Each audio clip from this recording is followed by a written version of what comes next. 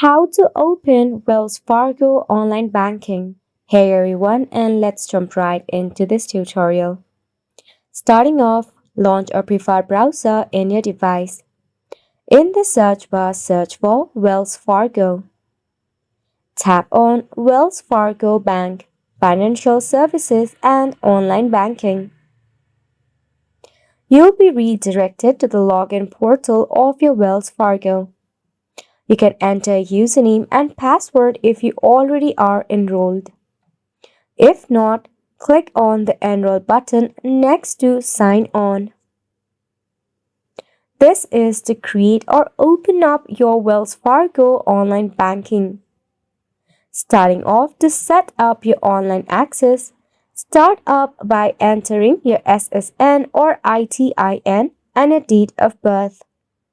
If you don't have it, press on it. Then you can set it up using your card, loan, or account number.